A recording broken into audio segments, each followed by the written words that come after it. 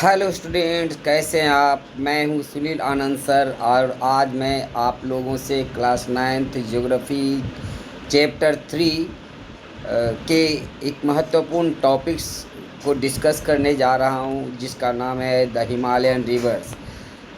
ये chapter drainage का second part है और इसमें हम जो हिमालय से निकलने वाली नदियां हैं उनके बारे में आपसे चर्चा करेंगे। जैसा कि मैं आप लोग से बता चुका हूं कि भारत की जो भी नदियां हैं उनको दो भागों में बांटा गया है, एक हिमालयन रिवर्स और दूसरा पेनिनसुलर रिवर्स। तो हिमालयन रिवर्स जो हैं वो मेनली तीन रिवर सिस्टम से बनते हैं। ये तीनों रिवर सिस्टम है the Indus, the Ganga and the Brahmaputra. ये तीनों नदियाँ लंबी हैं, बड़ी हैं और इनमें बहुत सारे ट्रिब्यूटरीज आकर के मिलती हैं। कई गंगा में बहुत सारे बड़ी बड़ी नदियाँ मिलती हैं, जैसे जमुना, गंडक, कोसी इत्यादि। एक नदी जिसमें बहुत सारे ट्रिब्यूटरीज मिलते हैं उनको रिवर सिस्टम कहते हैं। इन तीनों रिवर सिस्टम के बारे में हम एक एक करके आपसे चर्चा करने वाले हैं इस वीडियो में। तो सबसे पहले आइए शुरू करते हैं द इंडस रिवर सिस्टम के बारे में। आइए पहले हम नक्शा में देखते हैं कि इंडस रिवर सिस्टम कहाँ है और उसके मार्ग कहाँ हैं, कौन कौन से उनके ट्रिब्यूटरीज हैं। ये इंडस रिवर है। इसका उद्गम मानसरोवर झील के पास से तिब्बत में होता है और ये कश्मीर में भारत में प्रवेश करती है। आइए देखते हैं नक्शे में कश्मीर में प्रवेश करने के बाद इसका जो मार्ग है वो कहाँ कहाँ से गुजरता है। ये भी इंडस रिवर की तस्वीरें हैं। ये चाइना से होकर के, भारत से होकर के पाकिस्तान तक बहती हैं। ये देख सकते हैं इस नक्शे में, पूरे ध्यान से देखें। ये मानसरोवर झील के पास से, ये मानसरोवर झील तिब्बत में है और यहाँ से इस मानसरोवर झील से निकलती है और ये यहाँ से जम्मू कश्मीर से होते हुए पाकिस्तान चले जाते हैं और पाकिस्तान के बाद यहाँ पर आकर के पाकिस्तान के पंजाब के हिस्से से भारत के पंजाब के हिस्से में बहने वाली जो नदियां हैं ये झेलम है, ये झेलम, रावी, सतलुज और एक बीज नदी है, चिनाब है।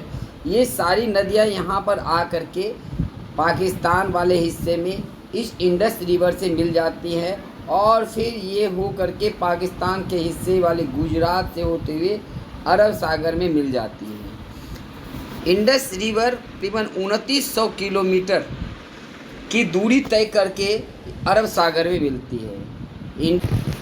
इनके जो मेन ट्रिब्यूटरीज हैं वो झेलम, चेनाब, रावी, सतलुज, ये 5 नदियाँ और वीज, इन पांचों नदी पंजाब से होकर के बहती है। पंजाब आपको पता है भारत और पाकिस्तान दो भागों में बंट चुका है। तो पंजाब, चूँकि ये पंजाब में 5 नदियां बहती है, पंज जोड़ आब, पंज मतलब 5, आब का मतलब पानी होता है। तो 5 नदियों के पानी से इस पंजाब वाले क्षेत्र का निर्माण हुआ है, इसीलिए उसे हम पंजाब कहते हैं। आई इंडस रिवर है जो पहाड़ों से निकल रही हैं और पहाड़ से निकलते हुए इंडस रिवर ये है। देख सकते हैं कि किस तरह से घूम घूम करके ये इंडस रिवर बह रही है। जम्मू कश्मीर में ये पिक्चरियस गॉज बनाती है। देखिए गॉज ऐसे नदी को कहते हैं जब नदियां दो पहाड़ के बीच से होकर के गुजरती हैं। आप यहाँ देख सकते हैं कि ये 2 पहाड़ हैं, ये दोनों पहाड़ के बीच से ये नदी बहती है और ऐसी भूस्थलाकृति को, ऐसे ही पिक्चोरियस स्थलाकृति को गॉर्ज कहते हैं। ये देख रहे हैं दोनों पहाड़ के बीच से नदी बह रही है, तो ये गॉर्ज का निर्माण करती है इंडस रिवर। बहुत सारे ट्रिब्यूटरीज इनके हैं जैसे जक्सर, जम्मू कश्मीर में ये ट्रिब्यूटरी हैं जम्मू कश्मीर के, द जक्सर, द नुब्रा और the Shyok, the Zanskar, the Nubra, the Shyok and the Hunza, these are the tributaries of Indus river. It join in the Kashmir region, ये सारी नदियाँ इंडस रिवर से जम्मू कश्मीर में निकलती है, फिर वहाँ से बहते हुए ये पाक अधिकृत कश्मीर जिसे बाल्टिस्तान और गिलगित कहते हैं, वहाँ से होते हुए पहाड़ों के बीच से ये नदी निकलती है और फिर सतलुज, बीज, रावी, चेनाब, झेलम, ये पांचों नदियाँ इंडस रिवर में मिठान कोस पाकिस्तान के पास मिलती हैं। भारत में पूरब से पश्चिम की ओर इंटर करती है, लेकिन कश्मीर के बाद ये साउथ की ओर इसका फ्लो हो जाता है और इसका जो फ्लो साउथ वर्ड हो जाता है और जा कर के ये कराची के पास से होते हुए 2900 किलोमीटर की दूरी तय करके अरब सागर में मिलती है। भारत में इंडस रिवर बहुत कम दूरी तय करती है। Only 1/3 part of the Indus river, जो 1/3 हिस्सा है वह भारत में इंडस रिवर का है। इसका सबसे बड़ा हिस्सा पाकिस्तान में है।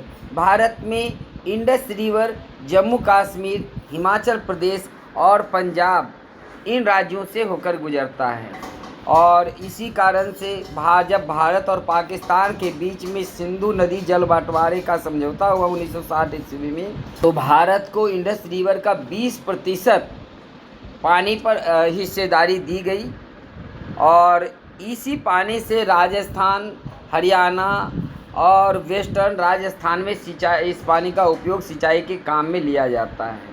तो अभी हम इंडस रिवर के बारे में देख रहे थे, अब हम देखेंगे the Ganga river basin. Ganga Bharat की सबसे पवित्र नदी है, भारत में बहने वाली सबसे लंबी नदी है और भारत में इसको कई नामों से जाना जाता है, भागीरथी, अलकनंदा और बहुत सारे नाम से जाना जाता है। आइए नक्शा में देखें कि गंगा का जो पूरा पाथ ऑफ गंगा है, वे ऑफ गंगा है, वो कहाँ से कहाँ तक है।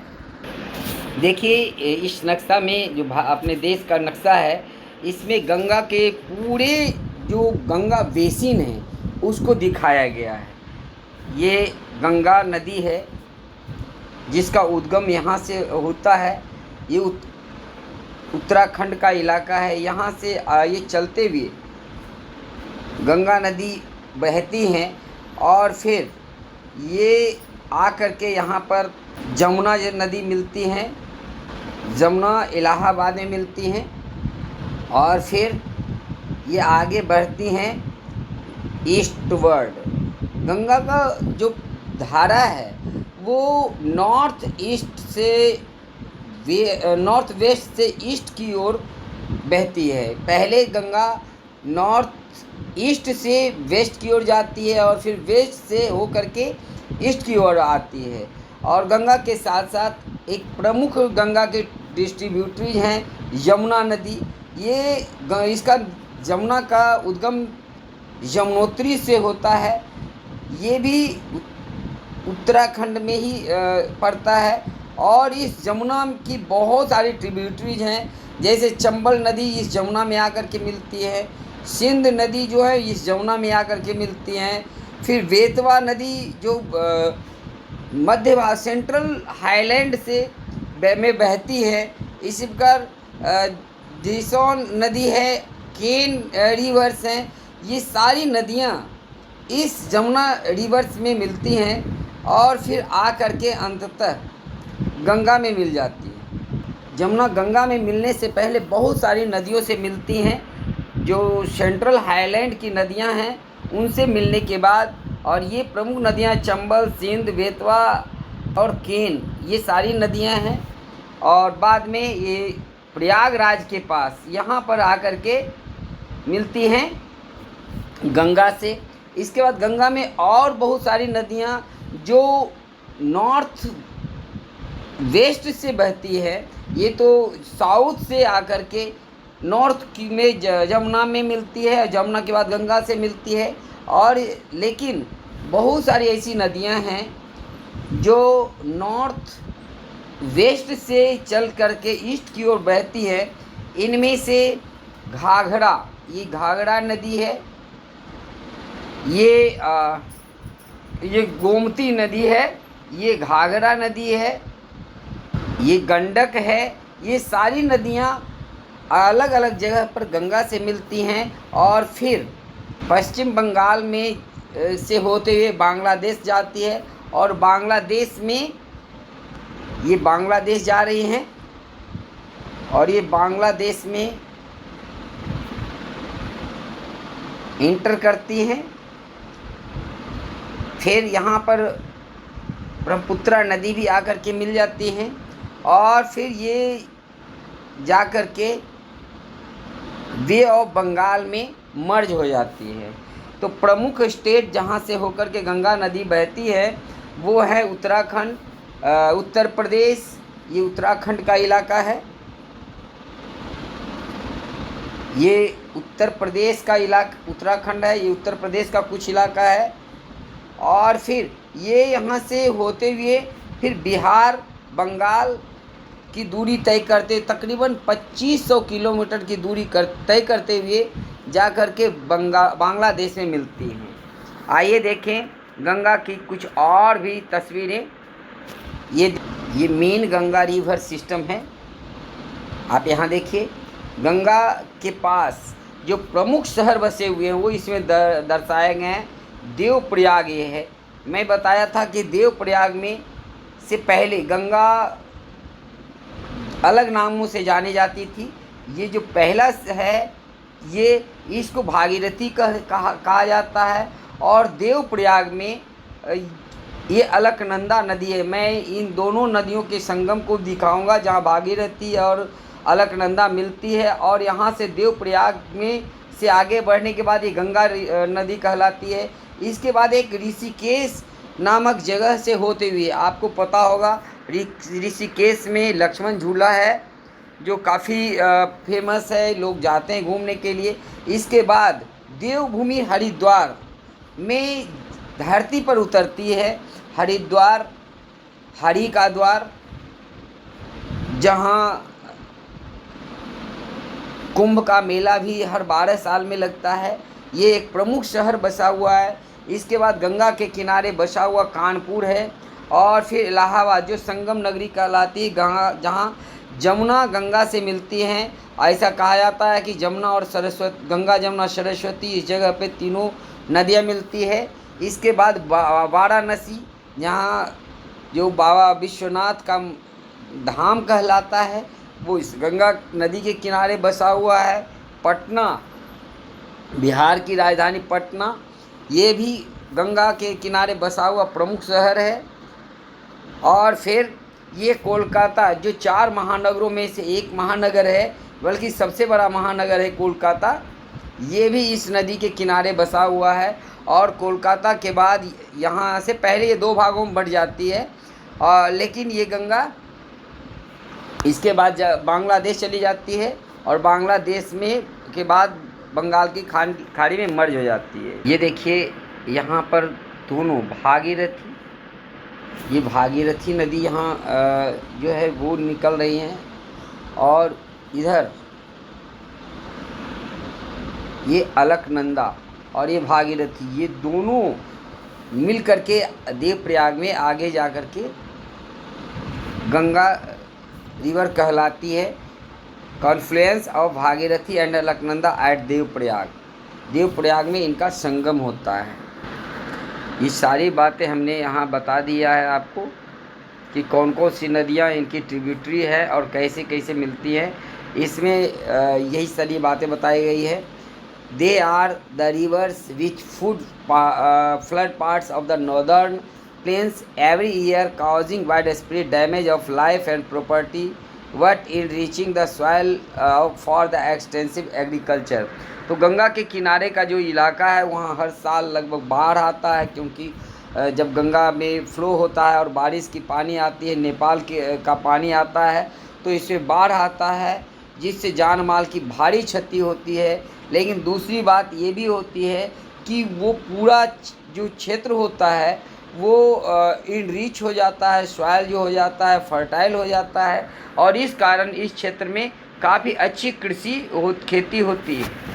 गंगा को बांग्लादेश में मेघना के नाम से जाना जाता है। ब्रह्मपुत्रा नदी और ये गंगा नदी अपने मुहाने पर एक बहुत बड़ा डेल्टा का निर्माण करती है। आपको पता होगा कि डेल्टा ऐसे क्षेत्र को कहते हैं जो नदियों के द्वारा लाई गई मिट्टी से बनती है और जो अक्सर नदियों के मुहाने पर बनती है। तो भारत का जो सबसे बड़ा डेल्टा है सुंदरबन का डेल्टा, वो गंगा नदी के मुहाने पर जो जहाँ समुद्र पर मिलती है वहाँ पर बना है। यहाँ सुंदरी वृक्ष काफ़ी पाए जाते हैं, इसीलिए इसको सुंदरबन भी कहा जाता है। The Sundarban delta derived its name from the sundari tree which grow well in marshland. तो यहाँ जो दलदली भूमि होती है वहाँ पर सुंदरी के वृक्ष काफ़ी ज़्यादा पाए जाते हैं, इसीलिए इसको सुंदरबन कहा जाता है। It is the world's largest and fastest growing delta. ये दुनिया का सबसे बड़ा और तेज़ी से बढ़ता हुआ डेल्टा है जहाँ रॉयल बंगाल टाइगर पाए जाते हैं। अम्बाला शहर के पास दो भागों में गंगा बढ़ती है, वहाँ वाटर डिवाइड होता है। वाटर डिवाइड के बारे में चैप्टर के फर्स्ट पार्ट में हम बात कर चुके हैं। और अम्बाला के पास के बाद ये करीब 1800 किलोमीटर की दूरी तय करती है। But the fall in its slope is hardly 300 metre. यहाँ पर इसका जो स्लोप है उसके बाद सिर्फ 300 मीटर का रह जाता है।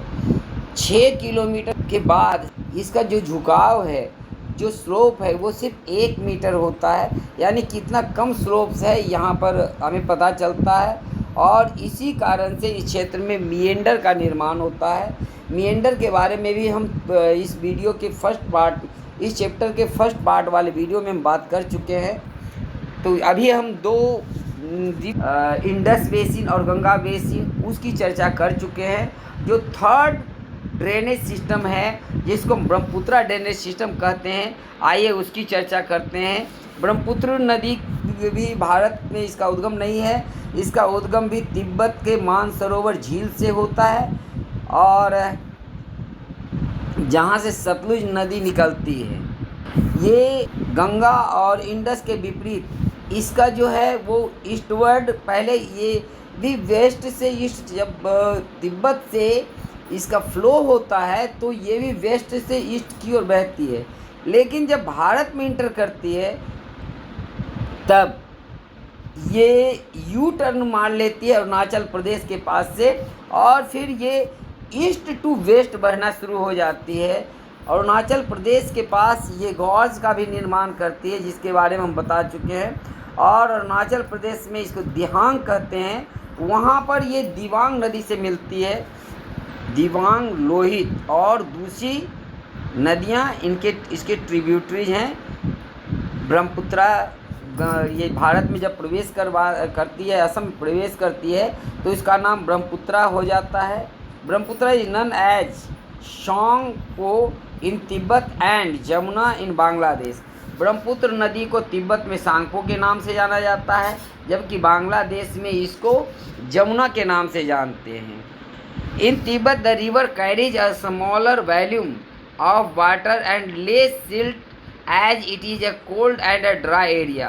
तिब्बत से जब निकलती है तो इसके बहाव बहुत कम होता है, इससे पानी भी बहुत कम होता है और ये अपने साथ साथ बहुत ही ठंडे प्रदेश से सूखे प्रदेश की ओर बहती है, इससे सिल्ट भी बहुत कम होते हैं।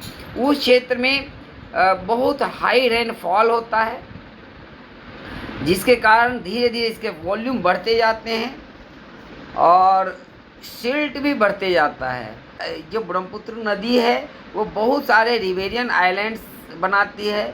देखिए, आइलैंड से एक समुद्र में बनता है और एक आइलैंड नदियों में भी बनता है। तो ब्रह्मपुत्र नदी जब अपने गाद को बीच नदी में ही जमा कर देती है और उससे नदी के बीच में एक बड़ा सा क्षेत्र का निर्माण होता है, तो उसे हम रिवेरियन आइलैंड कहते हैं।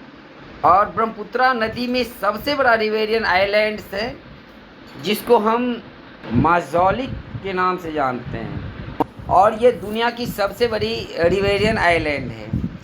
Every year during the rainy season, the river overflows its bank, causing widespread devastation due to flood in Assam and Bangladesh. Assam और बांग्लादेश में ब्रह्मपुत्र नदी में अक्सर बाढ़ आता है जब बहुत तेज़ बारिश होती है।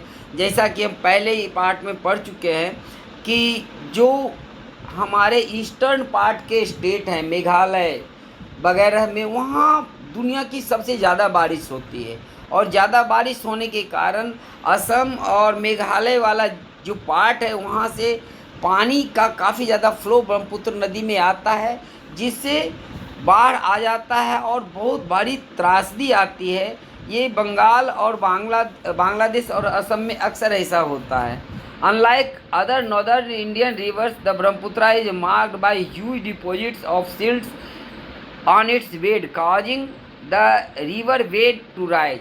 क्या है कि जैसे उत्तर भारत में जो नदियाँ होती है उनमें उतनी धार नहीं होती है, जिसके कारण वो उतना सिल्ट नहीं ढो पाती है जितना कि ब्रह्मपुत्र नदी ढोती है। बहुत ह्यूज मात्रा में सिल्ट को ये ढोती है और जा कर के नदी के किनारे पर या जमा कर देती है डिपॉजिट को, जिसे रिवर बेड का निर्माण होता है। River also shift it's channel frequently, और यहाँ जो नदी होती है वह अपनी धारा को भी बार बार बदल लेती है, जिससे अक्सर परेशानी होता है। तो इस वीडियो के इस पार्ट में इतना ही। आपको ये वीडियो कैसा लगा आप हमें कमेंट बॉक्स में कमेंट करके बताएं। अगर वीडियो अच्छा लगे तो इसे लाइक करें और अपने दोस्तों के बीच में शेयर करें। धन्यवाद।